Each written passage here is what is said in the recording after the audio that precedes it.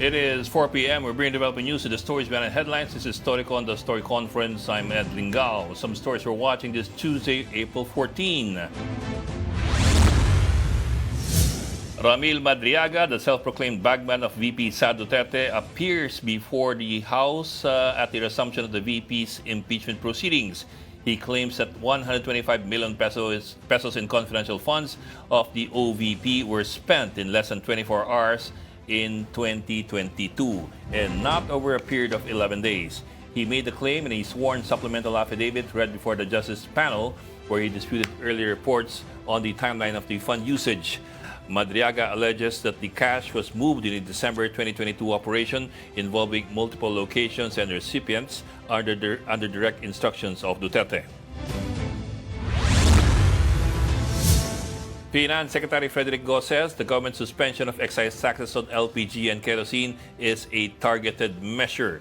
The move is expected to shield households from rising global fuel prices amid Middle East tensions. Go says the measure focuses relief on cooking and basic energy needs, which primarily benefit lower-income households and some middle-income families. The finance chief stresses that suspending excise taxes on diesel and gasoline will only provide limited relief and will not be as effective for vulnerable sectors. Government has extended the deadline for the filing of the 2025 annual income tax returns from April 15 to May 15, 2026. The BIR says filings and payments may be done through its electronic platforms or authorized agent banks.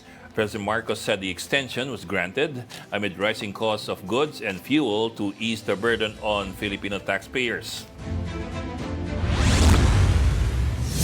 And President Donald Trump says the AI-generated image that he posted was meant to show him as a doctor and not a religious figure, following criticism over the post. Trump claims the image was connected to a Red Cross-themed scene and said it was intended to depict him, and we quote, as making people better. The post was later deleted from Truth Social. The American leader also does not see the point of apologizing to Pope Leo XIV for his attacks on the pontiff. Mr. President, did you post that picture of yourself depicted as Jesus Christ? Well, it wasn't depicted. It was me. I did post it, and I thought it was me as a doctor, and had to do with Red Cross as a Red Cross worker there, which we support, and only the fake news could come up with that one. So I just heard about it, and I said, how did they come up with that? It's supposed to be me as a doctor, making people better. He now says you owe Pope Leo an apology. Will you apologize? No, I don't, because Pope Leo said things that are wrong. He was very much against what I'm doing with regard to Iran, and you cannot have a nuclear Iran. Pope Leo would not be happy with the end result. You have hundreds of millions of people dead, and it's not going to happen. So I can't. I think he's very weak on crime and other things. So I'm not. I mean, he went public. I'm just responding to Pope Leo. There's nothing to apologize for. He's wrong. The other thing is he didn't like what we're doing with respect to Iran, but Iran is wants to be a nuclear nation so they can exterminate the world. Not going to happen.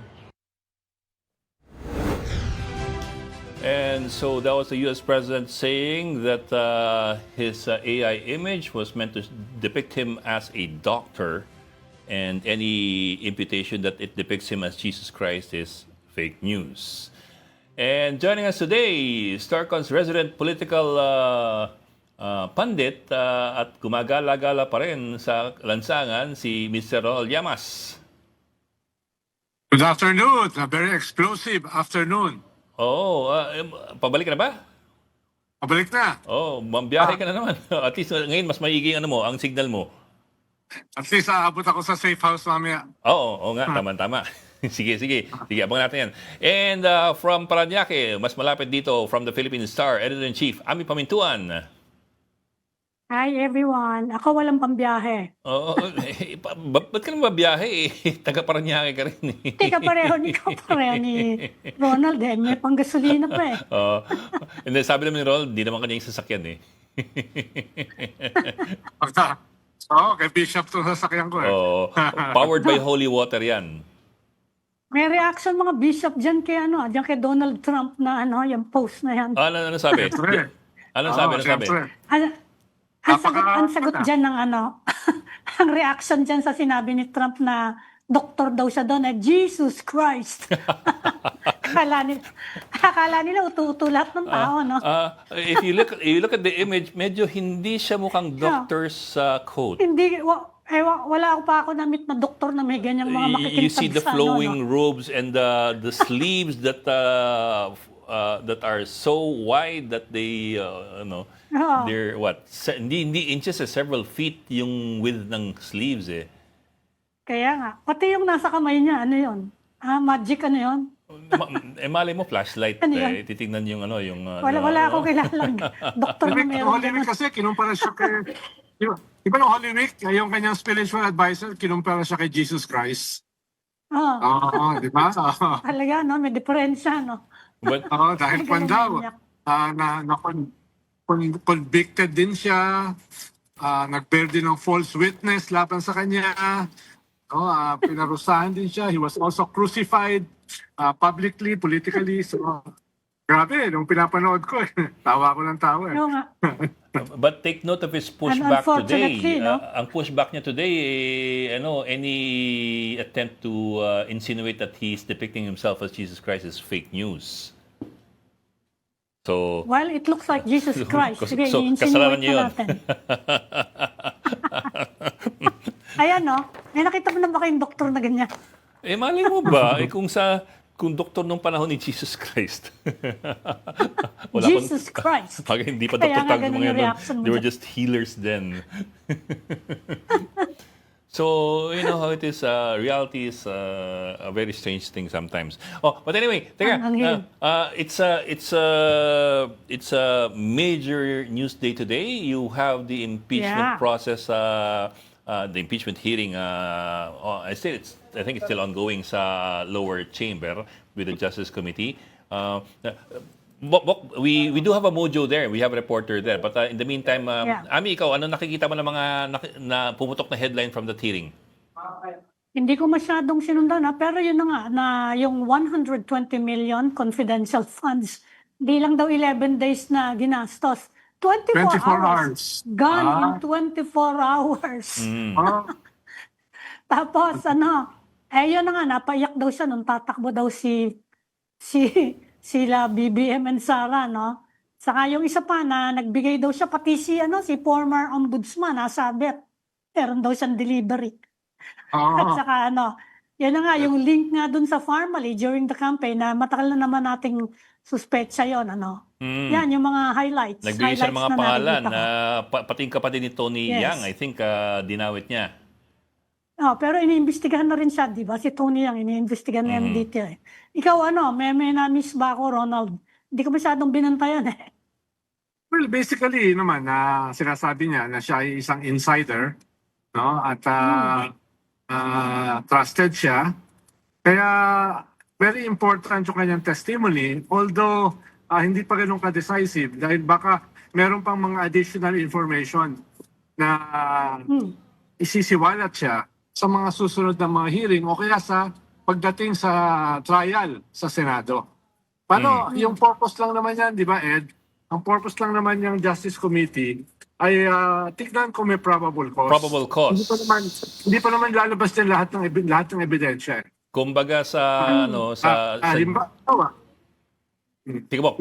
parang confirmation hearing para sa ICC. No? Pero yung mga information o ebidensya o testimony na talagang could be very decisive ay hindi pa dyan lalabas. Parang indicative nung ano ba yung alam niya. Di ba? Parang ganun pa lang yan. Kung sa, di ba, Ami, kung sa ordinaryong krimen, ang tawag dyan ay idadaan sa piskal. Preliminary. Idadaan muna sa piskal. PPI, Preliminary Investigation. At Preliminary investigation. titignan kung may probable cause nga at magdidesisyon ng piskal dyan sa ordinaryong krimen, pag ordinaryong krimen, we're just drawing parallels here. Titingnan ng piskal kung sapat ang ebidensya para ito'y iakyat bilang isang reklamo sa isang korte. In which case, that will be the Senate. Pero kayo, tingin Pero nyo, kung kayong meron- dalawa, credible ba? Ronald, credible ba you think? Well, kung meron siya mga kung meron, kung meron siya mga corroborating evidence, saka mga iba pang mga tao na mako-corroborate sa kanya, tingin ko ay very credible siya. Pero kahapon kasi nung kinakausap natin yung abogado Lawyer. niya, Sa Attorney Palad. parang may mga gaps eh. Parang may mga masyado Parang hindi ko nakakuha. masyadong parang masyado maraming amazing Yeah. angles Oo nga eh. yung kinikwento ng kanyang abogado kapon, di ba? Pati yung kay Colonel Rowe Oo nga, yun na nga. nasama, no? Kaya kahapon, kaya kung magfo-focus siya dun sa alam niya in relation dito sa kaso, baka mas cred ka rather than yung sobrang daming information na hindi naman relevant dito. Hindi naman relevant. Baka doon pa siya mabutasan. Pero kung meron siyang mga information, katulad ng ginawa niya kanina, mas focus yung kanyang presentation kesa dun sa pinapaliwanag ng abogado niya kahapon. No? At tingin ko mas credible today yung kanyang testimony dahil mas focused Ano po, pasok natin nating reporter sa Kongreso. Andiyan si Marian Enriquez at makibalita tayo kung ano yung mga nakikita niyang angulo dyan. Marian, are you there? Yes, Boss. Hi, Magandang Marian. hapon nga sa inyo, no? Magandang hapon. Yes, Ami. And Tito Ronald, tuloy-tuloy pa rin nga yung impeachment hearing ngayon. Actually, ngayon, ang pinag-uusapan na, kung maalala po ninyo yung mga Good Government Committee hearings about the confidential funds ni VP Sara. Yun yung gumugulo ngayon, no? Iniisa-isa nila. Nagpe-playback sila ng mga nakaraang video, yung mga nakatanggap nung confidential funds ni VP Sara, sina Kokoy Villamin, Nery Grace Piatos. Pero kanina nga nandito yung alleged bagman ni VP Sara na si Ramil Madriaga. Tama ka nga dyan, Tito Ronald, tumutok siya doon sa kung paano nga ba isa-isa binigyan, sino yung mga nakatanggap, saan dinala itong confidential funds si VP Sara noong 2022. At isa nga doon sa mga revelations niya, yung 11 days daw, yung 125 million confidential funds na ginasta ng 11 days, hindi pala 11 days, kundi less than 24 hours lamang daw na i-dispose nitong Madriaga. Yun yung isa sa mga nakita natin talagang malaki, at binanggit nga rin niya na isa sa mga pinagbigyan ng pera, itong si dating Ombudsman Samuel Martires. So yun yung isang malinaw din na nakita natin. At syempre, yung mga pangalan na mga malalapit din umano kay VP Sara, nabanggit din dyan yung Attorney Ryan, kilala na dating taga-ombudsman din, at yung kung saan-saang lugar, dinala nga itong mga duffel bags, 4 na duffel bags na pinagdalahan nga ng pera. Balik sa inyo. Marian, I remember yung kanyang, I think it was the November affidavit that he first submitted, yung una lumabas. May binigay siya doong 1 bilyong piso na pondo na umunoy tinurn over sa kanya sa isang van sa Kamuning at dinala niya sa Muntinlupa. Yan ba'y binusisi nila dito sa hearing na ito? Kasi ang 1 bilyon medyo malaki-laking halaga yun at maraming, that's 1 million, if at all, 1 million bills na tigwa 1,000. So, medyo bulky yun. Medyo malaki yun. Actually, yung 1 million, 1 kilo yan Totoo, actually, ang mas binanggit o yung tinutukan nila kanina, itong supplemental affidavit, yung bago ngayong araw na prinisenta nga kanina, kung saan doon kinuwento niya kung paano niya nakilala si dating Pangulong Rodrigo Duterte, paano pinakilala ni Tony Digong, si Madriaga kay VP Sara, in support nga doon sa muli niyang pagtakbo bilang mayor ng Davao City noong 2018 hanggang sa pagsuporta niya doon sa kandidatura ni VP Sara mula sa pagkapresidente sana noong 2022, kaya nabuo yung Inday Sara for President, yung isip, pero naging VP na nga lang yung tinakbuhan. Doon medyo naging nakita natin na medyo naluha nga itong si Madriaga. Hindi naman nabusisi kung ba't siya naluha doon sa part na yon, kung ba dahil hindi na tumakbo bilang presidente itong si VP Sara o kumbaga dahil tinatanggi nga ng bise na kakilala niya personally at professionally itong si Madriaga. Dahil kitang-kita maging dun sa mga photos and videos na magkasama sila nito ni VP Sara so campaign mula pa noong 2022 no pag-ikot nila. At yun nga yung binabanggit mo, ang pinaka na-discuss din talaga kanina yung 4 na duffel bag nga na naglalaman ng 30 to 35 million pesos at dinala nga po ito doon sa 3 lugar mula doon nga po. Kinuha nila ito sa DepEd Central Office at doon dinitalya ni Madriaga, utos po ito lahat daw ni VP Sara. Kung saan kukunin sa DepEd Central Office sa Pasig City. Doon yung nakita si na Colonel Latica at Special Disbursing Officer Gina Acosta. Naglalaman ng 30 to 35 million pesos yung laman ng bawat 4 na duffel bag. Tapos doon nga bigay kung saan-saan lugar. Doon pinakita mula sa San Pablo. Meron ding isang parang restaurant or bar sa Quezon City. Comedy bar. Then doon sa Office of the Ombudsman o comedy bar. Yung tinatawag nilang night strip ba yun? At yun nga, yung Nomo Basho, yun yung binanggit kanina. So, mas detalyado kung paano ba, saan napunta yung confidential funds na ginasta nga raw. Not in 11 days, but just less than 24 hours, imagine. Marian, hindi ko sinundan yung yung hearing eh. Para saan daw yung yung mga pera, saan ginamit? Actually, ang nakita rin natin doon, meron daw utos itong si VP Sara. Ang sabi, kailangan na daw bumawi. Ito, hanapin ko lang yung pinaka soundbite or yung pinaka-quote. Nag-quote dito kasi si Madriaga kung para saan nga daw itong mga ibibigay. Dapat na daw silang bumawi. Ayan. In the morning of December 20, 2022, tumawag daw sa kanya si VP Sara. Sabi niya, quote, Sir Ram, please coordinate with Colonel Nolasco. Meron tayong deliver sa San Pablo, Laguna sa night strip, yun na yung Nomo Basho, at sa Ombudsman. Sara added, sabi niya, quote, bawi tayo sa kanila. End of quote. So yun yung natanggap niyang tawag kay VP Sara and meron daw text message ang bise sa kanya na yun nga, indicate kung saan-saan yung mga lugar kung saan po ipadadala itong mga delivery nga po. Pero para saan kaya yon? Kasi medyo malabo eh. Para saan siya?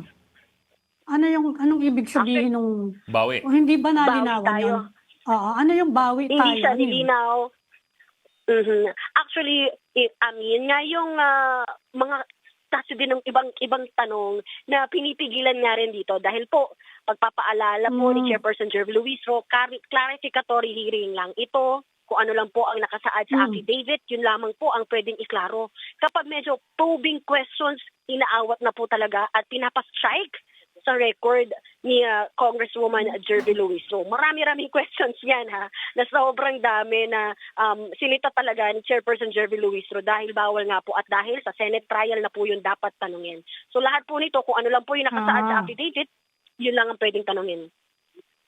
So paano Yung pinag-uusapan natin kanina, pag lumampas kasi sila roon, pwedeng magsampa ulit sa Supreme Court para pigilan yung proseso na yun. Totoo. So Sabi talagang nga ni parang Chairperson, preliminary lang talaga, no? Pero investigation. usually, pag Tama. sinabing babawi, ibig sabihin, merong utang, may tinulong. May tinulong yung mga tao na yon o yung mga... Parang return, ano? Oo, Parang opisina ROI. naman. Oo. So, parang babawi tayo, ito yung utang natin, bigay na natin. Whatever that is, baka yun ang lalabas sa Senate trial. Senate. Kung pupunta sa Senate, ha? Oo. May mga, yung wala na ring detalye, yung kay Ombudsman. Ngayon lang namin narinig yan na link si Samuel Martires dyan, eh. Wala nang detalye doon, Nagulat Marian. din kami. Wala. Alam mo naman, Ami, kung ano lang yung nakasaad doon, binanggit yung pangalan niya, pero the details, hindi masyado rin kasing detalyado. Yung nakalagay sa affidavit niya, yung supplemental. So, medyo limited lang din talaga yung mga nakuha natin. Though kanina, bandang 3:30, umalis po dito si Madriaga sa premises nga. Ito ng hearing. Sinubukan natin tanongin, bakit siya naiyak? Yun nga, kung iba pa sana mga follow-up questions. Pero hindi na siya sumagot. Talagang matindi yung security, nagbalyahan pa nga natamaan pa yung ilong ko. So, yun yung medyo mahirap din kanina dahil hindi na rin namin siya natanong at dalawang layer yata ng security na nakapalibot sa kanya hanggang maisakay siya doon sa kanyang sasakyan, paalis dito sa parking. Marian, paano yung paglilinaw ni Chairperson Luis dyan sa anong pwede at anong hindi pwede? Can you run us through that? As per the Chairperson, what kinds of questions are allowed as in a clarificatory hearing versus what kind of questions are not allowed? Yes. Bukang napansin natin kanina ng mga pinayagan, ng mga klase ng tanong, clarificatory questions. Example, sino to nasa litrato? Naka-face mask. Ikaw ba to? Mag-a-answer si Madriaga, yes, ako po yan. Sino yung katabi ni VP Sara? Ako po yan. Madriaga will confirm, ako po yan. Even yung mga pangalan, yung nakalagay doon sa mga cheque, may mga annexes kasi siya. Even the video, may lumabas kasi doon na campaign noong 2022, naka-face mask do si VP Sara yun, rinig mo rin yung boses. Tinawag siya, Sir Ram. Tinanong siya, sino yung Sir Ram na tinutukoy dito? Sabi ni Madriaga, ako po yun. So, ganong klase ng mga questions lamang yung pinapayagan na surface level, kumbaga. Pero if they try to dig deeper, bawal na po yun. Okay. So may ganun Kung paghihinay. siguro, Ami, kung sa boxing, Ami, kung sa boxing yan, yung first round, medyo lamang si Madriaga. Dahil total yung denial ni Vice President Sara na hindi siya kilala. Total yung denial na hindi sila nagkasama. So dito sa first round, medyo lamang si Madriaga dahil sinabi na ipakita niya kahit hindi pa kumpleto, nakwan siya na kilala siya. Kilala siya to say the least. Ayun yung tungkol kay Ombudsman, medyo hindi rin ganun ka-surprising dahil very supportive si Ombudsman kay Digong, di ba? At siya nga yung nagbawal na ibigay yung mga SALN ng mga politiko, no? Especially si Digong, no? Bawal ilabas. So, medyo kung yun ang bahagi ng kwento, hindi masyado nakakakulang. Tama ka dyan, Tito Ronald, kasi doon din sa pag-uumpisa ng supplemental affidavit niya, talagang sinabi niya, yung denial daw ni VP Sara, yung affiliation nga niya is absolutely false. She lied under oath in her perjury complaint against me.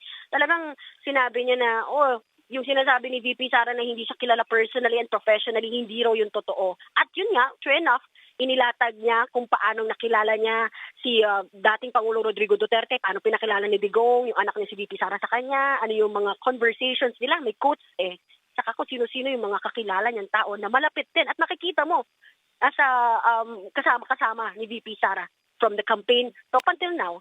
And then nakita din si Attorney Raymond Monsayak, na dating ang Chief of Staff sa Office of the Vice President.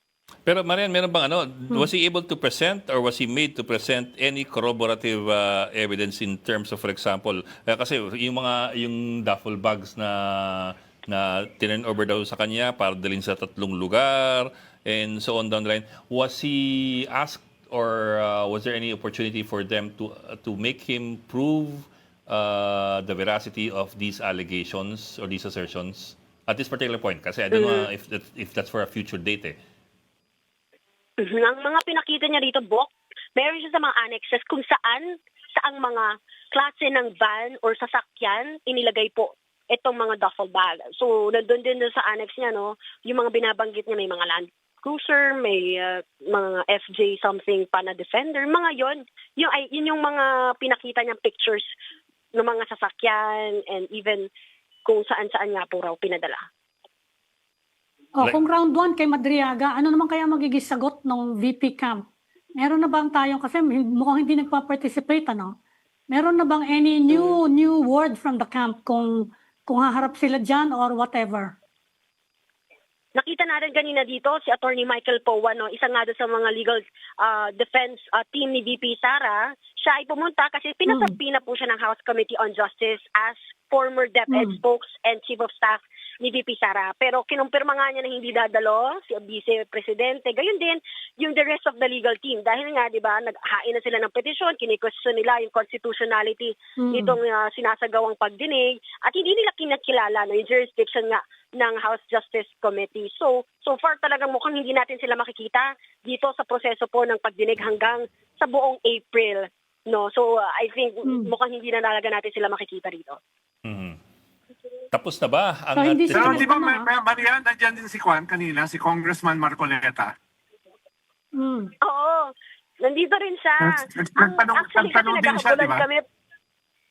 Oo, may mga questions siya, manifestations. Kaso, pina-strike down din ni Chairperson Luis. So, mahigpit talaga. They're very careful, si Chairperson. Pina-strike. Tapos sabi pa nga niya, nagbiro siya, naku, baka wala nang matira. Baka wala nang matira doon sa mga manifestations or mga questions niya. Kasi narinig ko doon, meron siyang mga tanong about the credibility of Madriaga. Bagay na sinabi ni Luis Ro, sa Senate trial na po yan. So, yun yung ilan sa mga nakita natin kanina. Mahigpit talaga. Oo. So, very, very, talagang nandun sila nanindigan na clarificatory hearing to. Kasi as we all know, baka mateknikalidad na naman daw po at dalhin sa Korte Suprema. So, ganun sila kaingat ngayon. Clarificatory hearing yan, especially doon sa affidavit na unang nakasama na in-enclose or in-attach doon sa impeachment complaint. Tama ba hindi ko?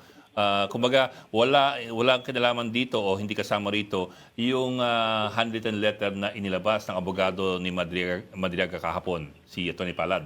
Tama ba? Oo, tama. Kasi actually, yung handwritten letter ni Madriaga, kasama rin may parts doon na nandun sa mismong supplemental affidavit. Nakita natin doon, sinabi rin niya kung paano yung plano na pag-unseat o pagpapatarsik kay Pangulong Bongbong Marcos, kung hindi nga raw madaan sa meron pa dyan yung assassination, kung ano din yung mga nakabanggit doon sa handwritten. Pero dito, nakalagay din siya po sa supplemental affidavit. Yan ba Pero Marian, akala ko ina-assess din nung Justice Committee yung credibility ni Madriaga.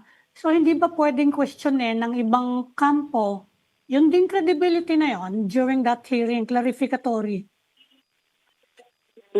Kasi nilinaw ni Chairperson Luistro na kung ano lang po raw yung pwedeng tanungin, kung ano lang po yung mga nakabasing nakalatag sa complaint at dun sa mga affidavit.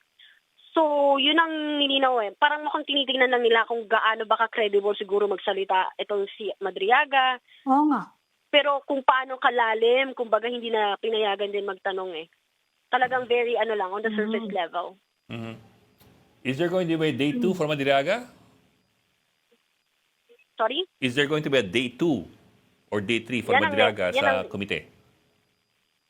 Yan ang tinitingnan, i-confirm natin pa mamaya. Hopefully kung magpa-press con sila. Pero kasi maaga siyang pinaalis, Actually, dapat nga 4 p.m. pa. Pumayag siya na hanggang 4 p.m. siya. Pero mga before 3:30, pinayagan na siyang umalis. Kasi nga daw, baka kasi maalangan doon sa court order. Di ba? May time limit lang na pwede siyang may time nakalabas. limit. So, yun ang titingnan natin kung pababalikin pa ba siya for clarificatory questions, kung nakapagtanong na ba lahat. Ngayon, umusad muna sila sa ibang topic, kumbaga. So Marian, akala ko At meron sa haharap pinirmahan ngayon si waiver. Boying Remulla at Pinirmahan saka si waiver, bank secrecy. Ay, sorry? Marian, akala ko lang Ano yan? haharap ngayon si Boying Remulla at saka si Sunny Trillanes. Alam ko si Ombudsman Remulla talagang early on, di ba sinabi na niya na parang staff or custodian lamang yung papapuntahin nila. Alam ko gano'n yung custodian ng SALN. Ang sinabi na nauna ng earlier in-announce ni Ombudsman Remulla. Doon kanina nakita natin si Assistant Ombudsman Mike Clavano. Si Clavano nakita natin dito kanina. Pero ito lang ma-share ko lang din. Sinabi pala kanina na pumirma nga itong si Madriaga ng waiver para nga mabuksan yung kanyang mga bank records. Kasi nandun din doon sa affidavit niya yung mga banks na binuksan. Hindi niya pero mga close daw kay Digong. Para nga gamitin kung saan maglalabas-pasok nga daw yung mga pera. So, pumayag siya. Pumirma siya ng bank Marian. waiver. Balikan natin yung sinasabi mo. So, pumirma siya ng waiver para pwedeng busisiin ng mga ang mga bank accounts niya kung saan, tama ba? Kung saan ayon sa kanya, dinaan ang ilang perang ito? Tama ba? Tama. Ganun ba? Ganun ba yun? So, in other words, na-funnel through his bank accounts, di umano, itong ilang mga milyong ito. Yes, Bok. Meron kasi mga bank accounts na inopen ang hindi raw siya mismo pero yung mga kakilala nga, yung mga malapit kay Pangulong Pangulong Rodrigo Duterte. Binuksan yung mga bank accounts na yun para doon daw ipapadaanin transfer large amounts of money. So ilan nga dito pwede ko mabanggit yung iba't ibang branch ng China Bank, may Makati, Legazpi Village, Main Village, China Bank din, meron din sa Ayala, PNB Makati Metropolitan Avenue Branch. So iba't ibang bangko, pati hanggang sa Pasig City at sa Lubao, Pampanga.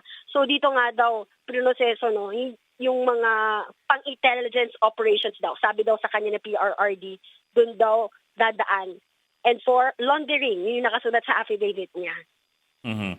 Does he have an estimate? Magkanong pera ang dumaan dito? May bilyones, daang milyones, ganon. Any estimate that he gave the committee?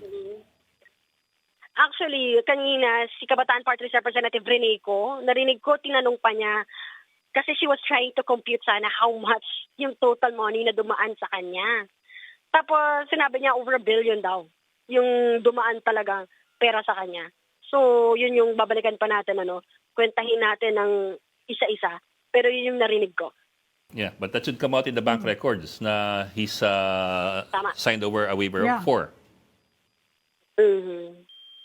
Okay, so that should be interesting. Kung magkakaroon ng money trail, magkaka-money trail. Mhm. So, Kung sa bubuksan tanong yan, mo kung may dapat lahat part ng two, transaction makikita. Baka nga may part 2 para makita natin itong mga bank records. Mhm. Tapos yung mga bank accounts na to, nakapangalan sa kanya, no? Kasi nagpumirma siya ng waiver. So, the presumption is that these are under his name. And he has authority under to... his name, tama, na inopen ng mga malapit kay Pangulong Rodrigo Duterte. Okay, that should be interesting na bantayan. Chair Chua, May pabol pa kay babalik Bok? ka ba si Madriaga? Bago ako magbato ng Okay isang na, huling okay na. tanong. Ronald, ikaw. Thank you. Okay na ako. Okay na. Ronald, Dumaan ikaw. kasi si Chairman Joel Chua, tinanong ko kung babalik ba si Madriaga, may part 2 ba? Ano sabi niya? Sabi niya, Oo. mukhang hindi ko pa alam hindi pa niya sure. Bumulong ako sa kanya. babalik Pahabol na lang, ba? Marian. Mukhang So, pag-usapan. what's next? What's next for the committee? Moving forward, what's next? Well, ang alam natin, may next schedule po nitong hearing to determine nga yung probable cause, April 22. So, babalik tayo dito ng April 22. So, ngayon, nakikita natin kung ang isinasalang ay yung confidential fund. Siyempre, titingnan pa natin.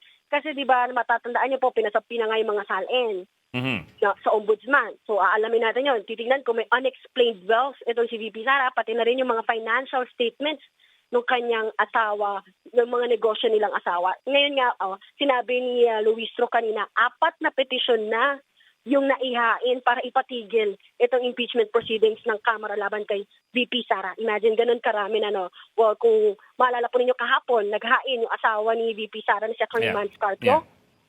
Yes, nag-petition nga po sa QCRTC para ipatigil yung Pero Bok, pag-release ng mga tama subpoena hindi ko documents. sa'yo, April 22 pa yung balik nila? Ba't ang tagal?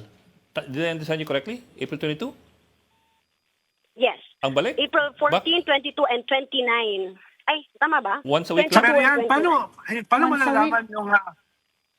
a malalaman yung unexplained wealth sa SALN? Ang makikita mo lang kasi sa SALN, yung report mo na Yung properties reports mo, mo. di ba? Oo. It has to be compared with other records. Wala kang makikita unexplained wealth. Kailangan may other records. Katulad ng bank accounts. Yes. Income tax. Doon may babangga. Income tax sa bank account. So sa income tax, doon na daw nila makikita kung magkano kinikita ng mag-asawa. At doon naman sa SALN, makikita kung may hindi pagdedeklara si VP Sara sa kanyang SALN. May violation na raw yun agad kapag nag-underdeclared siya o kung ano man yung tawag doon para yung hindi ba niya dineklara, yung totoo numero o totoong magkano ba talaga yung ari-arian niya. Teka, balikan ko lang yung petsa. Ibig sabihin, once a week lang to? 22 na susunod, tapos Yes, 29? once a week lang yan, Ed. Yes. Okay. Once a week Bok, lang. alam mo ba? Oo, kasi meron pang ibang hearings dito. Kung maalala rin niyo po, meron pang mga, yung tinatawag nilang lead council, Yeah. yung legislative energy. Oo, energy. Yun yung super committee naman tungkol sa oil crisis. Kahapon nga meron, di bang, natapos yata alas 10 na ng gabi. Bukas meron ulit nung super committee and sa Thursday. So, once a week yung impeachment and then puro lead council yung ibang hearing. Okay. Well, I get the Okay. I get the priorities din naman. Okay.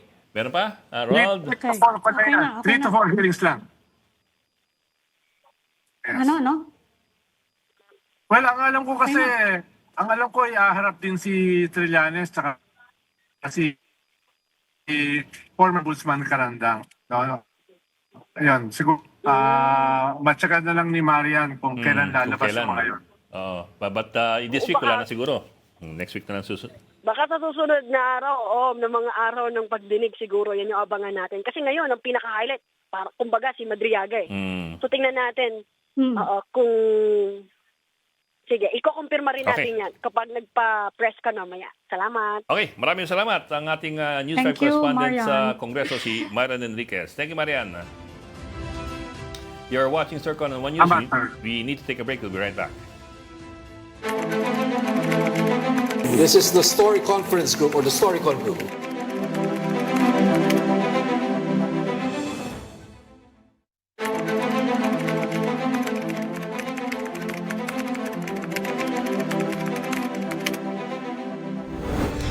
We've got developing news in the story span and headlines. Welcome back to Storycon, the Story Conference. I'm Ed Lingao, and of course with us, Ami Pamintuan of the Philippine Star and Rol Llamas, our political pundit o pahamak, sabi ng ating producer.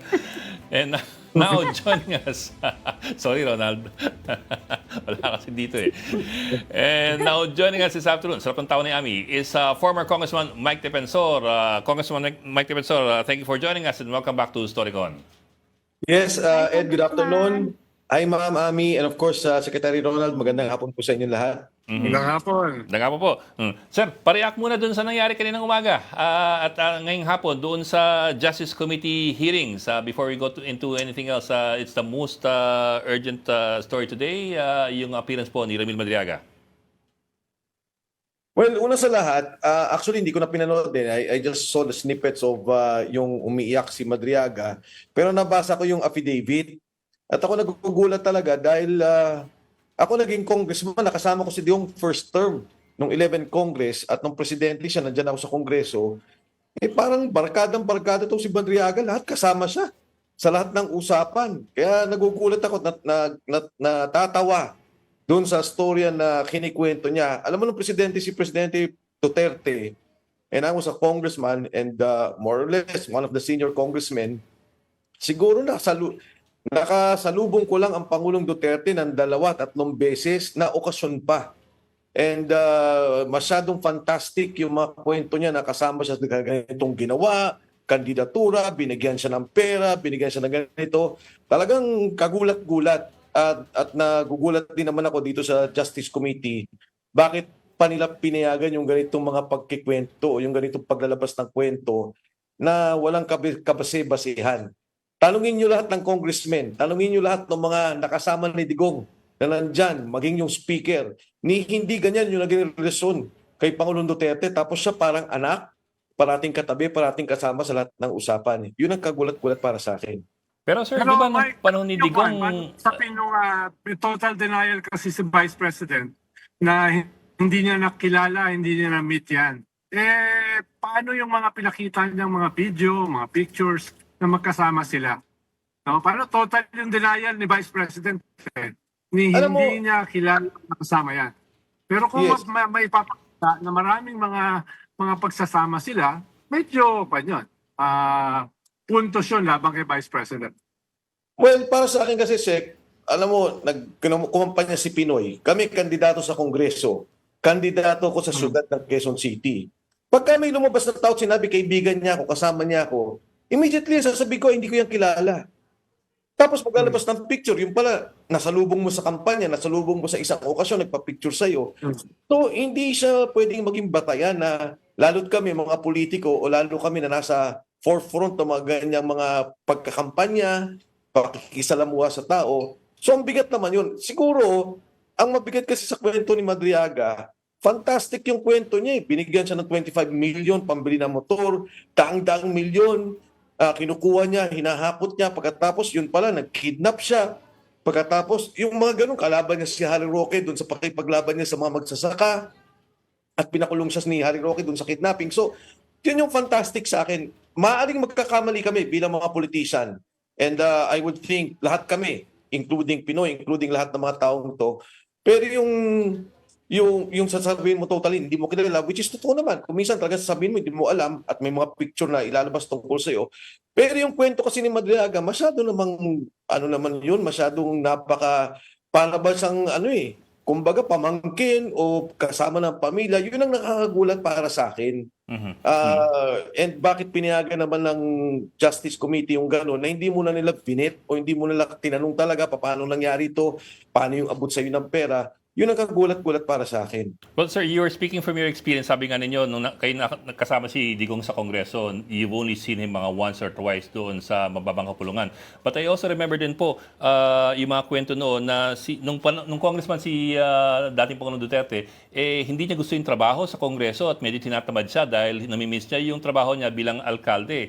So baka talagang hindi talaga masyadong aktibo si dating Pangulong Duterte bilang congressman noong panahon yon.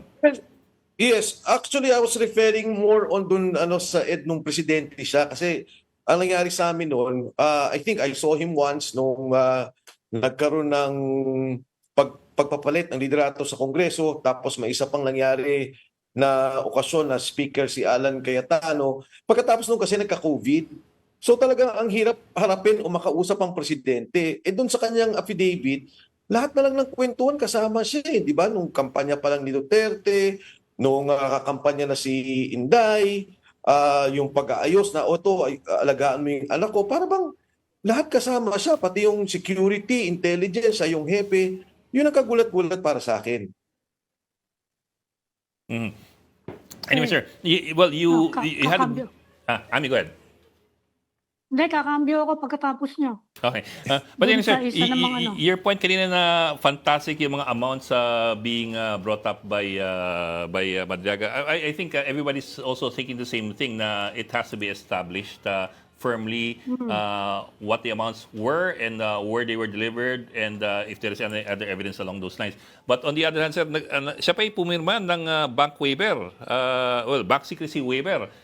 So that may be, I suppose, that may be instrumental in determining, at least a big chunk of his allegations. Well, yung bank waiver niya kasi, kanya yun kidnapper siya, ang dami niyang activities. Kung makikita, kunyari sa account ni Pangulong Duterte, may inilipat sa account niya, maniniwala pa ako na pwedeng sasabihin niya, may binigay sa kanyang pera. Pero yung, andito, binabasa ko ngayon yung affidavit niya, kagulat-gulat talaga. Yung mga binabanggit niya na 100,000, 150,000 cash, 25 million, binili niya yung motor. Pagkatapos na kumukuha sila ng pera, may binanggit siya ng mga 2 incheck na nagbigay daw sa kanya ng pera. Parang hindi, kahit na sinong tanungin mo na involved sa politika o involved sa isang kampanya, yung mga ganong pagbibigayan ng pera, parang hindi mo ipagtitiwala sa ganong tao. More than usual, I would think, kung magbibigay sila ng ganong pera, they would give it directly to the principal. Ito, kagulat-gulat yung mga kwento niya. At yun nga, ang daming nagre-react na, ang dami mo palang pera, bakit ka pa nangingidnap? At itong si Madriaga, yung background pa nga niya, hindi lang basta-basta kidnapper. Kasama siya sa isa sa pinaka-organisado at mabigat na kapatay ng pulis na sindikato ng kidnapping. Kahit na yung mga CIDG, mga pulis na kilala ko, pagka tinatanong, iba yung pananaw nila tungkol dito kahit naman sigurong convict, ewan ko kung pinangakuha nila yan, papipirma o magsasalita ng mga ganitong bagay na kagulat-gulat. Pero di ba Mike, kung maraming pera ang involved, hindi ganun karami yung trusted mo na uutusan mo mag-deliver niyan Parang yung kanyo, yung testimony nyo doon sa 18 Marines, di ba? Kwan din yun daang-daang billion din na yung dumaan sa kanilang mga kamay. Siyempre, hindi naman lahat ng trust nila. Uutusan mo rin yung mga karaniwang mga security, karaniwang mga sundalo para dalhin yan. Kaya nga, yes. Di ba? Yun yung sinampan yung kaso na yes. itong mga to ay ibig sabihin, a person like Madriaga pwede rin magdala ng 30 million, 35 million, no? Dahil pwede rin yung gawin ng mga simpleng security people. Well, mo, Sec Ronald, ang kakaiba kasi doon sa 18 Marines, si Saldico ang nagpapadeliver ng pera.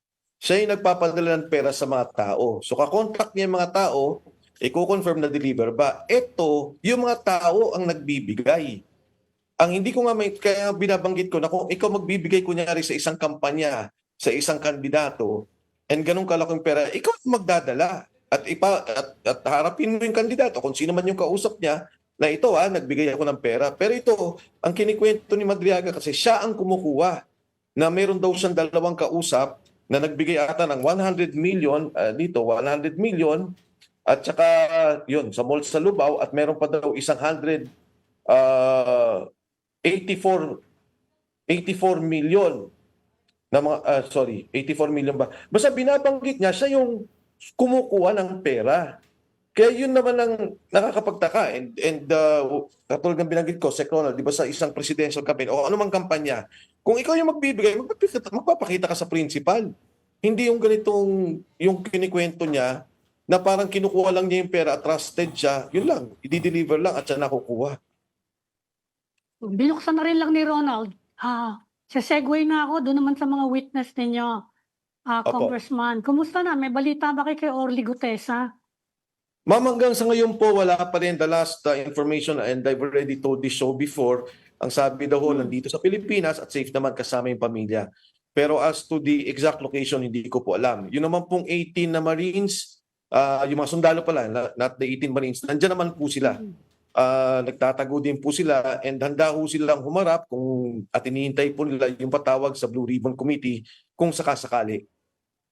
Nagsalita na si Ombudsman Remulla, sabi niya, bubuksan niya yung possible plunder case, conspiracy to commit plunder, nakasama si Speaker Romualdez, former Speaker Romualdez, and Saldico. Ano po yung masasabi niyo doon? Kasi yun ang tinuturo ni Orly Gutesa, di ba? Yang issue na yan.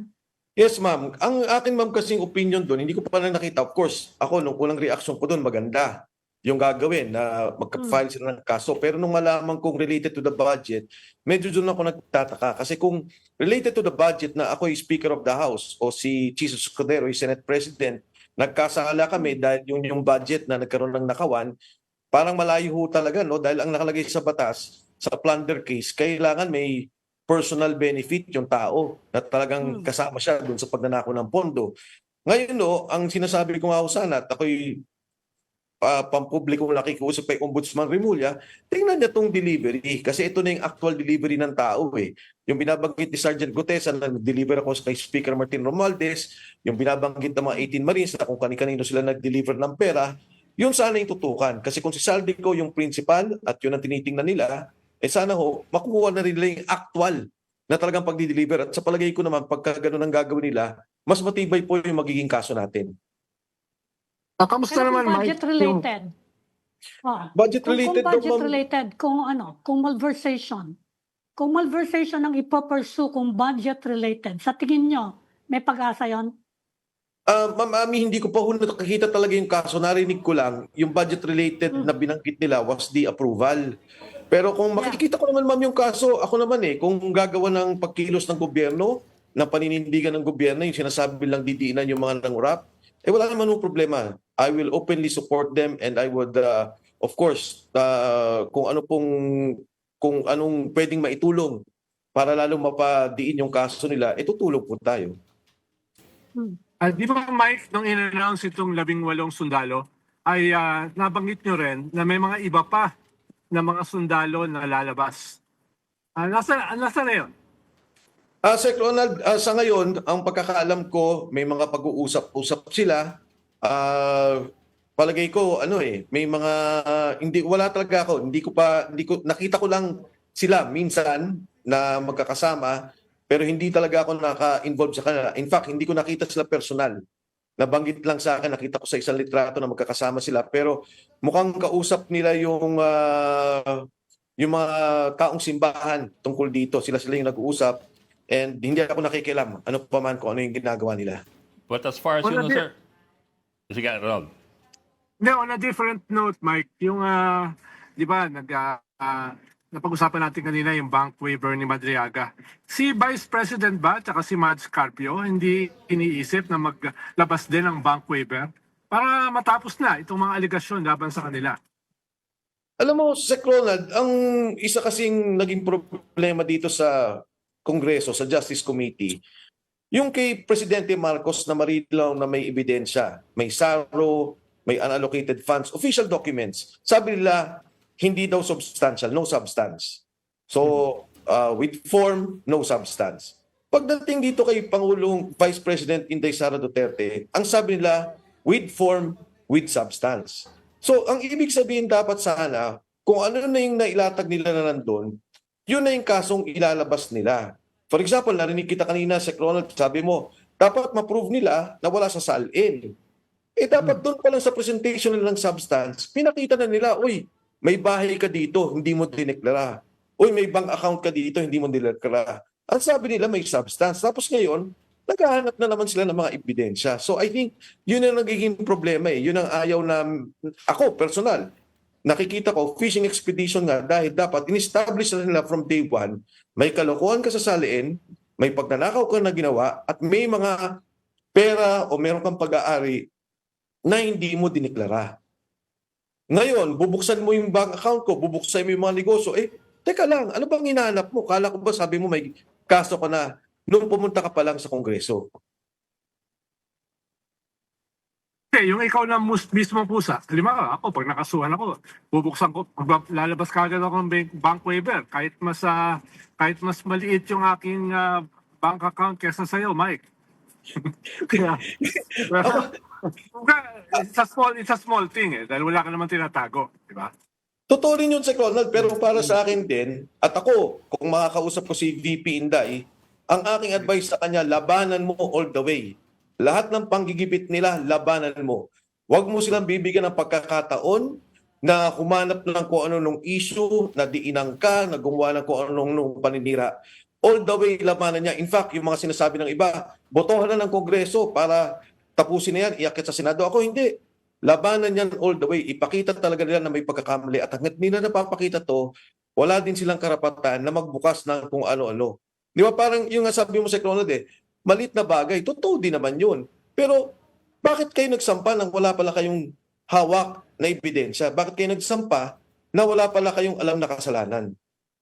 Pero sir, granted nga, let's say na may ebidensya na wala pang hawak ang prosecution.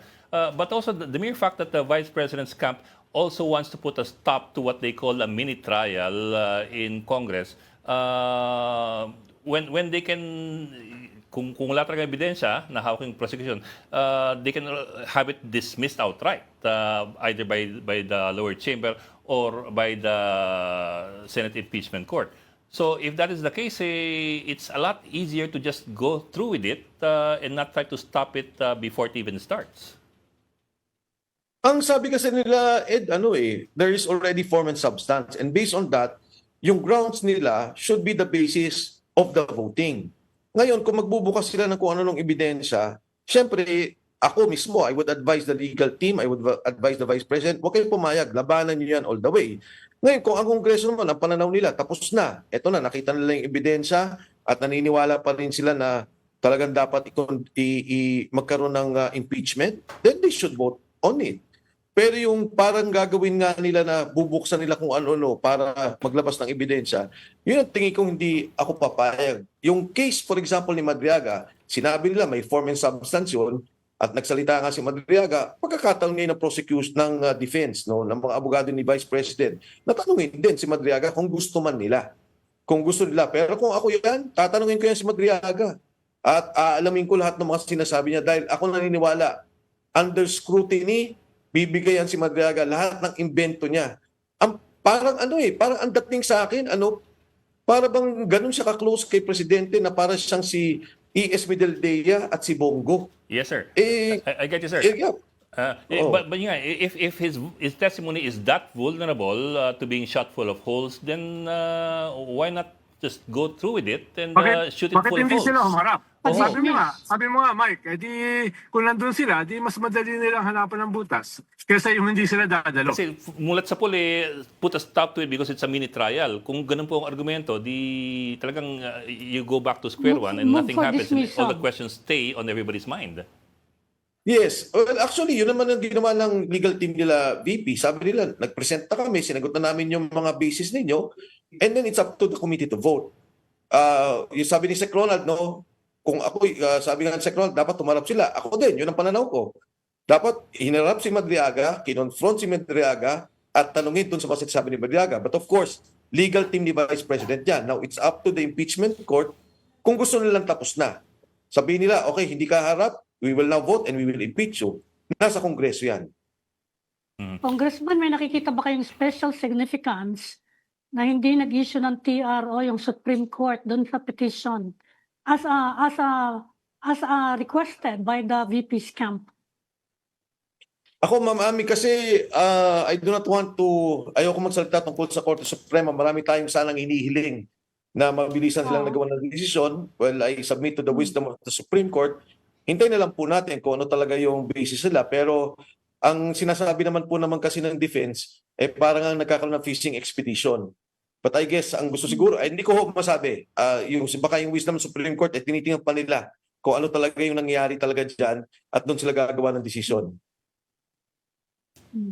Sir, balikan ko lang yung Okay. yung dun sa 18 former soldiers. I'm wondering, I know you said kanina na hindi mo sila kaharap all the time and you don't have that much interaction with them. But the fact is that you were also there and I think you helped organize the first press conference. So I'm wondering lang if you would know if there are other witnesses that are going to surface to buttress their earlier statements, as well as whether there are other new allegations against other new officials that are coming up as far as you know. Well, let me start off with that first before we go forward. Yes.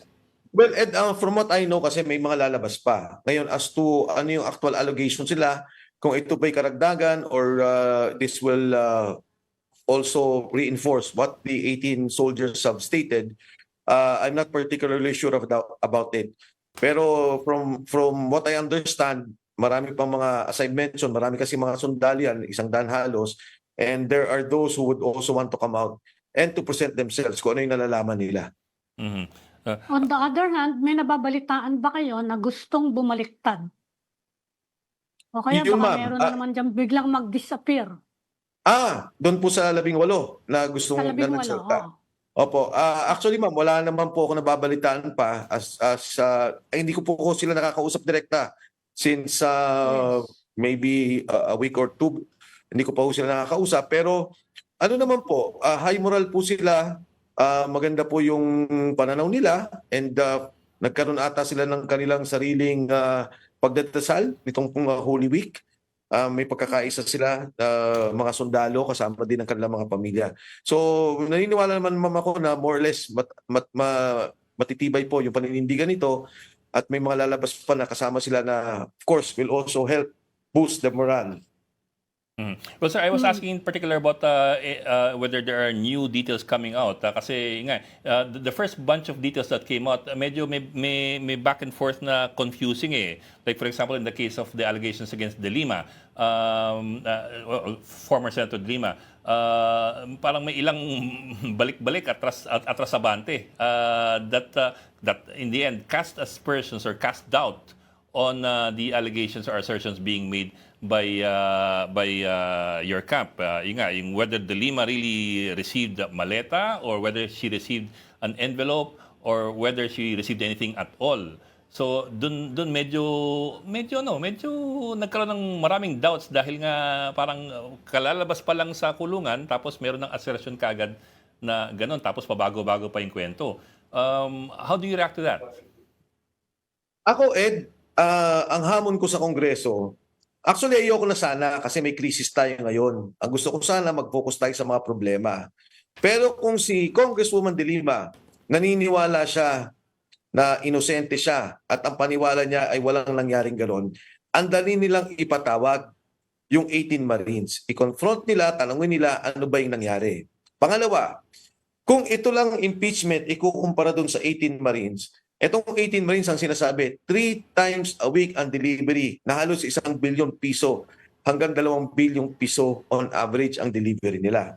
So, itong mga sundalong to, hindi binibigyan ng pagkakataon hanggang sa ngayon sa Blue Ribbon Committee or sa Kongreso.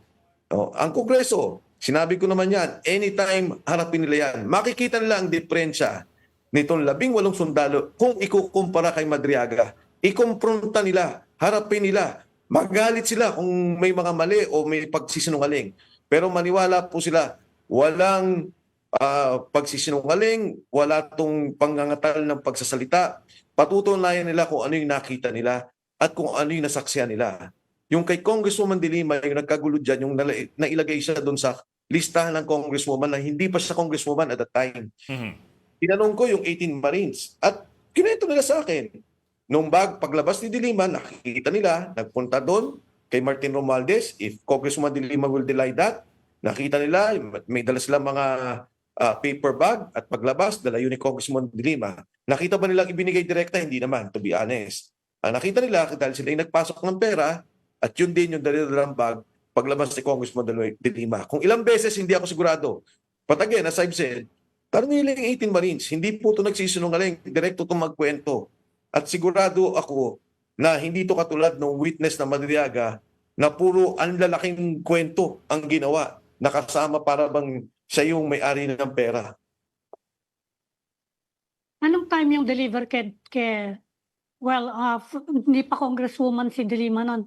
Anong time kaya yun? Kasi nakakulong siya for 6 years eh. Yes, ma'am. Ang pagkasabi sa akin kasi, pagkalabas daw niya noon sa kulungan, tapos that was before the elections. And that was the hearing, ma'am, kung if I can recall, nabanggit yun nung nagkakaroon ng hearing kay President Duterte doon sa Senado at doon sa Kongreso. Okay. Okay. Okay, sige. Point taken. But given that point na andaling ipatawag yung mga Marines, and that's a very good point as well. Pero sir, madali rin dapat ipatawag, for example, ang ibang opisyal na kung saan may mga tanong. And that would also involve, for example, that should also include, for example, VP Sara Duterte. Diba? I mean, if we use that argument, dapat isiwalat, ipapaliwanag ng mga Marines, lahat dapat iganon natin ng argumento na ikaw din dapat magpaliwanag, ikaw din dapat isiwalat, ikaw din dapat matanong. I agree. Kaya nga ako nagugulat kasi biruin nyo si Madriaga, convicted, galing Muntinlupa, inilalabas, pinapadala doon sa committee hearing. Itong 18 Marines, nagsilbi ng mga sundalo, patawag din nila. Ngayon, of course, iba naman yung impeachment hearings, kumbaga iba yung rules dyan. Pero para sa akin lang kasi, kung papatawag nila, titanungin nila kung talagang yun ang kanilang paniniwala na hindi sila tumanggap o walang ganong sitwasyon. And of course, nabanggit ko naman yung opinion ko. Sabi ko nga kung ako yung abogado, iko-confront ko. Ako ang abogado ni VP Sara, iko-confront ko rin si Madriaga. Iko-confront ko doon sa mga kwento niya dahil ang paniwala ko, no, na walang ganun nangyari. At ito yung mga invento ni Madriaga. In the same manner, ganun din sa mga 18 Marines. Patawag nila na pagsalitain nila and then i-confront nila kung talagang tingin nila mali ang mga sinasabi. Okay. Kabilang ako. Ibang story naman. Nung weekend, kayo po ay naglunsad ng isang movement. Ito yung Rage Movement. Can you tell us more about that? Exactly what is it and what are the intentions? Yun po, let's start off with that. Yes, well actually Ed, nagbuo kami ng isang coalition and it's a coalition of political parties witnessed and supported ng mga parallel groups. Kasi kinausap namin nung si Mayor Baste Duterte, kami ni Speaker Bebot Alvarez, and nasabi namin sa kanila, kailangan na natin ibuo yung ating umbrella organization, yung ating pagsasama-sama para magkaroon ng liderato at ikaw yung nakikita namin na dapat tumayo. Yung coalition nito, primarily, ang aming panawagan, syempre, yung corruption. Magkaroon pa rin ng resolution to, makulong yung dapat makulong at makuha naman yung pondo na nanakaw dito sa ating bansa. Pangalawa, ang aming panawagan tungkol dyan, yung democratic processes, respetuhin. Particular nga, marami kasi sa amin, may mga kaso. Isa-isang kinakasuhan, ginigipit yung mga negosyo. Pangatlo, yung sa politika, yung nangyari kay VP Sara, na nakikita namin na talagang ayaw nila may kalaban sa 2028. And therefore, ito nga yung nangyari na impeachment case. So basically, ito yung core na mga paniniwala at pagkakaisa namin. And nakita kasi namin all over the country, there are about 600 to 750 parallel organizations. May kanya-kanya leader, kanya-kanya pananawagan, kanya-kanya paninindigan. So ngayon, buo na kami. May pagkakaisa, may paninindigan kami na dito sa mga pagkakaisa namin. And then, importante sa lahat, yung aming rallying figure, who is at this point Mayor Baste Duterte. Bakit si Baste? Has he shown himself to be politically astute? Has he shown himself? I'm asking innocently, because Yes. I've never seen him in action in Davao. But what's the basis for picking Baste? Well, una sa lahat, kasi di ba Duterte siya eh. Yan yung tinitingnan ng mga parallel groups. Bagamat may mga kasama rin kami, may kanya-kanyang organisasyon, pero with a Duterte as our leader, madaling mapag-usapan mabilis yung mga desisyon. Pag sinabi namin na ito yung gusto ni Mayor Baste, ito yung gagawin natin, mas madali para sa amin, number one. Sa pagbubuo ng mga organizations, hindi lamang dito sa Metro Manila, pero nationwide, ganun din. Pag nalaman nila, okay, ito pala yung grupo ninyo, walang problema. Kasi yung iba-ibang grupo, iba-iba yung, hindi naman iba-iba yung pananaw. Kunyari, may grupo na nagsimula nung panahon ni Pangulong Duterte. May grupo naman na tumakbo si Vice President Duterte. May mga grupo talaga na BBM Inday na nagsimula. So ngayon humiwalay na kay BBM at nabubuo na lang sila ng Inday Sara Duterte. So naging ganon. So yung tanong mo is Mayor Duterte astute. Ako as a local official, as Mayor of Davao, maganda yung pakikitungo niya sa tao. Pag nag-uusap kami, nakikinig siya. And maganda yung ang dealings namin sa kanya, yung pakipag-usap namin sa kanya. Kunyari, Mayor, ito yung gagawin natin. Nakikinig naman siya. And meron din siya mga direksyon na ganito, katulad to be fair with him, Eda, nung bago pa magsimula, kinausap niya lahat. Ang sabi niya, tayo nagsasama-sama, ang principal natin si VP Inday. Ayaw niya ng kaguluhan, ayaw niya yung mga panawagan ng pagkakagulo, pag-aaklas, paggamit ng armas. Tayo legal. Yung panawagan natin sa korupsyon, ituloy natin. At gusto ko, wag nating ipahamak yung principal natin na ito yung paniniwala, ito yung paninindigan. So yun. Even before we started, gano'n na kaagad yung kanyang, without us telling him or without us na initiating anything, kinausap niya kami lahat na ganito yung direction natin. Pero sir, the Pero primary reason Congressman, you gave, ngayong isn't that personality politics that you also do not like? I mean, I've heard you say this time and again before na you don't like personality politics. But the first point that you raised, which appears to be the primary point, that he's a Duterte, doesn't that fall back into the problem of personality politics? Well, not really. Kasi ang naging sitwasyon namin is, you have now the PDP. Yung PDP, remnant ni President Rodrigo Duterte. Hindi naman si Inday Sara PDP. And ang binoto ng PDP ay si Baste Duterte. So kami naman, ako, I represent another party, Reform PH, and si Speaker Bebot Pantaleon Alvarez represents Reforma. We agreed na si Baste Duterte yung aming magiging leader. Will he be involved in national politics? Hindi naman. Pero willing siya to help out not only Mindanao, not only Davao, not only Mindanao, but the whole country. Yung mga panawagan, kunyari dito sa crisis, binanggit namin sa kanya, naniniwala siya doon at naninindigan siya doon na dapat itabi yung politika at mag-focus tayo doon sa mga problema at pag-usapan kung paano ma-resolve at matulungan. Sabi nga niya sa akin yung nakikita natin problema sa ngayon, sabi niya sa Davao, ngayon pa lang, nakikita na namin yung epekto sa middle class. In 1 month or 2 months, pag tumaas pa yung presyo, kawawang-kawawa na yung mga tao. Mike, Congressman, dahil nabanggit mo, Mike, nag-high na profile kwan. Mike, nabanggit mo na ang gusto ni Duterte ay mapayapang pamamaraan, no? Mapayapang pagbabago. Pero noong 2024, nag-call sila sa military para pabagsakin si Marcos, di ba? Dahil siya ay isang bangag. Si Digong nga, bago pa siya nahuli, magkasabay silang mag-ama eh. Ang sabi niya ay kailangan ng uprising, kailangan ng mutiny, kailangan ng secession. Nagbigay pa nga siya ng hint of assassination nung sinabi niya na buti na lang, hindi na akong presidente, kung hindi na tokhang yan. So, ibig sabihin, lahat ng pamamaraan na hindi legal, hindi mapayapa, hindi constitutional, bilanggit ng mag-ama para sa pagpabagsak ng presidente.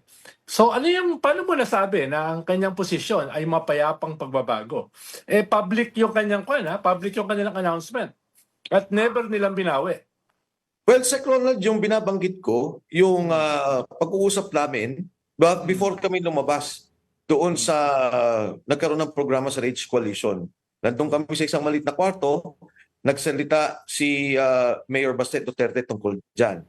Pagdating naman doon sa sinasabing mapayapa, alam yung Sec. Ronald, di ba, si Pinoy kasama ko rin yan, si Madam Cory Aquino kasama namin yan ng EDSA 2. Eh nanawagan naman talaga ng withdrawal of support sa military. Yun naman na may mapayapa. Ang sinasabi natin, matras na kayo, wala nang kumpiyansa sa gobyerno, magkakaroon ng smooth transition. Hindi yun kudita, hindi tayo gumamit ng armas, at hindi rin tayo nagkaroon ng pag-aaway-away. Nagkataon lang nag-withdraw ng support ang military, at ang sabi ng Korte Suprema, nagkaroon daw ng constructive resignation. So, itong nangyari sa ngayon, yun lang ang binabanggit ko, na kasi hindi natin maiaalis, marami talaga at binanggit mo na kasi, Ronald, marami nagsasalita, di ba, na kung ano-ano. Ako mismo nagsasalita, BBM resign. Pero hindi ako nananawagan na mamaril tayo o barilin natin ito o ganyan. Yan talaga mali. Yan talaga hindi dapat. So, yun yung binanggit ko lang, Sec, na walang binabanggit na kailangang matanggal sa kahit anumang pamamaraan, sa violenting paraan, ang presidente o ang administrasyon sa ngayon. Ang sabi niya, mapayapa, ayusin natin to, legal and constitutional. Ami? Congressman, ngayong nag-high profile si Baste, merong mga speculation na siya yung magiging plan B kung sakasakaling mawawala si Inday Sara sa equation in 2028. Tama ba yun? You think that's a valid observation? Well, Ma'am Ami, una sa lahat, kung titingnan mo sa mga, hindi ko na i-name no, sa Kongreso, actually marami ding takot sa Kongreso. Ang sinasabi nila, baka pag si Inday Sara, ipakulong daw sila. Ang sagot naman ni Inday Sara doon, wala kayong kasalanan sa aking personal. Ang kasalanan niyo kung sakasakali sa bayan. Ngayon, ang ginagawa ng administrasyon, ang una lang ginawa, tinangay si Pangulong Duterte, nilagay sa ibang bansa. Ngayon si Inday Sara gusto nilang i-impeach at tanggalin sa posisyon at magkaroon ng permanent na hindi na siya pwedeng tumakbo sa public office. Pagka ganon, ang tingin ko at ang paniwala namin doon sa mga kasama namin sa grupo, ang isang Duterte muli ang pwedeng tumakbo. At yan ay si Mayor Baste Duterte. So yan ba ay plan B? Yes, ma'am. Kung sakasakaling mangyayari yan, plan B si Mayor Duterte. Pero syempre ang amin, huwag na pa natin gawing gano'n ng politika. Ang pinaka-highest trusted official ngayon in terms of rating, si Vice President Inday Sara. Tapos yun ang titirahin nila dahil ayaw lang nilang may kalaban. Parang hindi naman maganda. Wala ba sa equation si Senator Bongo? Kasi ang taas din niya ng rating niya and ang taas ng placing niya dun sa Senate race and nababanggit din siya as a possible contender kung sakasakaling nga mano-neutralize yung Duterte family. Actually, ma'am, wala akong karapatan later on no, kung anong magiging desisyon ng pamilya. Pero palagay ko, pagka nagkaroon na nga ng ganyang sitwasyon, sila yung mag-uusap. Kung sakasakaling itutuloy nila yung impeachment kay VP Inday, mag-uusap at pamilya. At titingnan nila siguro at magdidesisyon sila kung sino yung karapat-dapat. Kasi alam mo, Mama Ami, hindi lang naman simpleng poder na maging presidente. Ang gusto talaga nila, magkaroon talaga ng pananagutan. Hindi lang naman tayo hindi lang naman yung Duterte na sinasabing supporters, kundi lahat ng taong bayan, humihingi pa rin hanggang sa ngayon ng sino ba ang makukulong? Sino ba yung mga nalagot? Magkano ba yung pwedeng ibalik sa ninakaw na pera? Tungkol dun sa nabanggit mo, Mike, no, yung mataas na approval ratings. Kahit naman si Vice President Binay dati, ang taas ng kanyang approval ratings, di ba? Actually, hanggang dulo nung termino ni Pinoy, mataas si BP Binay. No? Actually, mas mataas siya kaysa kay Vice President Sara. Kumpara. No? Pero, dahil sa investigasyon, possible corruption, etc., ay eventually ay gumuho rin siya. At ang beneficiary niyan ay si Digong. No? Kung hindi na investigahan si Vice President Binay, baka hindi naging presidente si Digong dahil sobrang lakas siya. So hindi necessarily negative na kahit mataas ang iyong approval rating ay cast in stone na hindi ka na pwedeng investigahan. Kung merong vulnerability ka, halimbawa yung corruption ni Vice President Pilay, dapat lumabas yan. No? At nung lumabas yan, eventually, inuulit ko, ang naging beneficiary ay si Tigong. But let me add Tama to naman that, Mike, let me add to that, kasi kasabay ng punto ni Ronald of course, we do remember former President Estrada, wildly popular, even after he was ousted, he was wildly popular. Of course, you're very familiar with that. Kasi si Mike Yes. Defensor, of course, Yes. isa ka sa mga namumuno nung opposition noon. But being wildly popular and being very trusted by the public and by the Filipino people, of course, that should not render you immune from questions or investigation or from accountability. Not to say that you have done something wrong, of course, but the Yes. fact that you're being trusted is not a shield against anything else. Yes, tama naman yun, Ed. And Sec Ronald, nag-agree ako sa inyo pareho. Pero kung titingnan mo yung taong bayan, ang tinitingnan nila ngayon, 125 million yung iniimbestigan. In fact, 75 na lang yan eh. Dahil nagkaroon ng liquidation yung 50 million. Tapos naririnig nila, almost 1.4 trillion ang nasa flood control. Naririnig nila, isang delivery lang, 1 billion. Kaya siyempre, pagkakahit anong tingin ng taong bayan, bakit ganito? Hindi iniimbestigahan itong mga taong to. Yung kay Speaker Martin Romualdez lang. O, di ba yung sinabi ni Gutesa, 1 delivery, tapos lumalabas pala doon sa 18 Marines. Every 3 times a week may delivery. So, pagka kinumpare mo yan, at nakikita ng taong bayan, totoo. Hindi dapat absuelto si Vice President Inday Sara Duterte. Pero ang tingin nila, teka lang, bakit itong mga iba absuelto? Bakit si Bongbong Marcos, sabi ni Saldi ko, nag-deliver ako. Isang beses lang yun, 800 million. Isang beses, 200 million. Bakit ito absuelto? So, dyan nakikita yung problema eh. Dyan nakikita ng taong bayan yung, bakit ganito? Ngayon, pabalik ako doon sa pondo na nasa COA, doon kay Vice President. Yung Department of Agriculture, eto suspended na. May notice of suspension and disallowed. 8.5 billion. May investigasyon ba ng Kongreso? Wala. Doon sa Department of Health, 10.5 billion. Tapos nakalagay pa doon 150 million expired or about to expire medicine. Suspended na to. Disallowed na to. May ginawa ba Kongreso? Wala. Pagdating ng DPWH, 17 billion. Suspended, disallowed. Yung kanya, unliquidated pa lang. Kailangan niya pang ayusin yung papel. Liquidate. May ginawa ba yung Kongreso? Wala. So I guess, ito yung nakikita ng tao. Kaya dyan nagkakaroon ng comparison eh. Bakit ganito? Ito, iniimbestigahan ninyo. At wala ding, ang pananaw ko ang taong bayan talaga parang, ano ba to? Nag-iimbestiga yung kalilit na bagay. Tapos ganito nangyari. Sana kung nagtuloy-tuloy, kung pinaralel nila yung Blue Ribbon Committee, ginawa nila yung tamang investigasyon, ikinulong nila o hinuli nila yung dapat. At tinuloy din nila to. Yung kay Vice President, yan. Maniniwala pa ang taong bayan. Pero sa ngayon, sorry to say, wala. Talagang selective justice ang nakikita ng tao na talagang nagpupunto lang sa politika dahil ayaw nila may kalaban. Pero Mike, non-sequitur yun eh. Ibig sabihin, ang sabi ko nga lagi, hindi kasuhan itong mga taong ito. Ako nga, hinihingi ko yung ulo ng mga yan eh.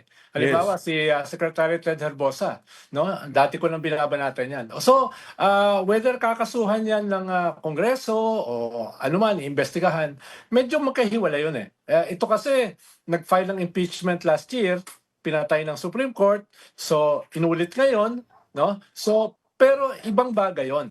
Ibang bagay yon, no? Yun lang naman sinasabi ko. Ikalawa, pag sinabi mo nga ito yung gusto ng sambayanan, ay alimawa, may survey ngayong lalabas ang Okta na 69% ng mamamayan ay gustong ituloy yung impeachment. So, ibig bang sabihin nun na hindi gusto ng tao yung impeachment? Gusto. No? Either gusto nilang makita talaga yung totoo, kahit sila ay hindi anti-Sara, at yung mga gusto talagang malinawan. Pero pag sinabi mo ito yung gusto ng sambayanan, gusto ng sambayanan matuloy yung impeachment eh. No? So yun yung sinasabi ko lang. No, kung ang batayan mo ay survey ay yan yung magiging batayan ng sambayanan. Ito, lalabas, 69% gusto ng mamamayan na matuloy yung impeachment para makita kung totoo o hindi itong mga akusasyon na ito. Alam mo, Sec Ronald, kaya naging effective yan last year kasi wala yung flood control. Nung wala yung flood control, naging effective yan. They were able to bring down the ratings of the Vice President at that time.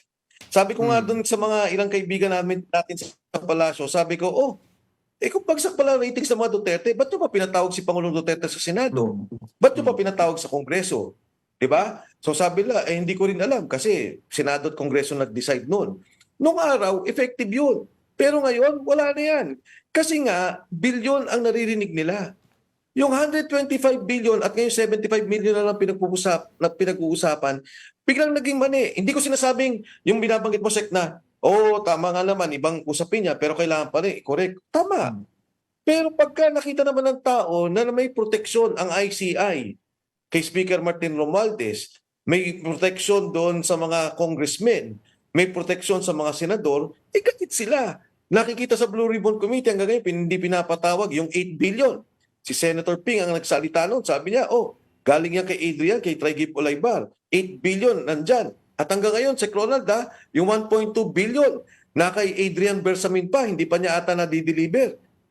Nagmumukhang kalit-lit nitong problema na nakikita nila. Hindi ko alam, Sec, yung survey na lumalabas. Pero ang sinasabi ko lang, sa taong bayan, kahit sa social media, at kahit umikot ka at magtanong ka, yan ang sinasabi ng mga tao eh. Bakit itong milyon, trilyon, hindi pinag-uusapan? Hindi nila binibigyan ng panahon. May epekto pa ba itong impeachment? I don't think so. Wala. Kaya tumataas si Inday Sara eh. Tuloy-tuloy ang pagtaas ng rating niya. Kasi nakikita ng mga tao na may paninira. Actually, Mike, medyo bumababa siya kumpara doon sa kanyang previous na mga nataas.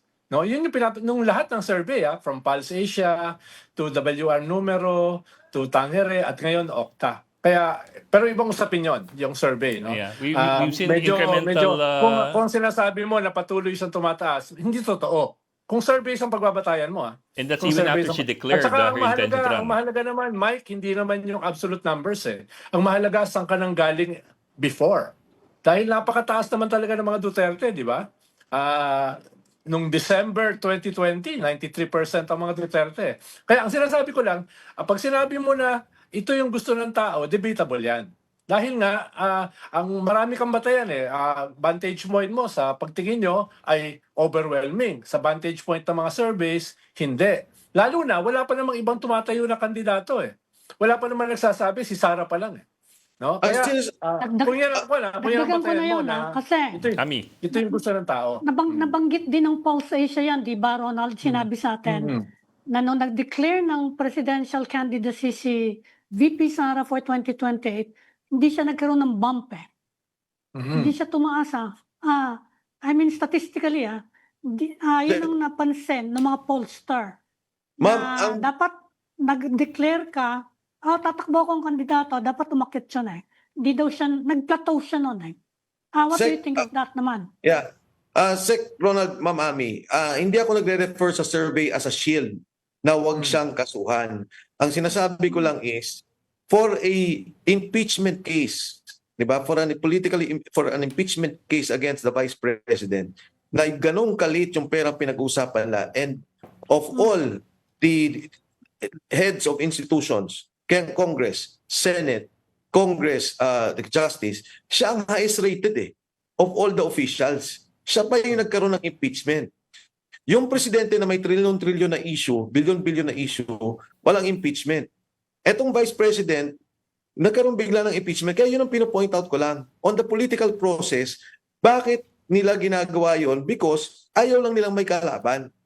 Ayaw lang nila na magkaroon ng Inday Sara sa 2028. That's my only referral to the survey.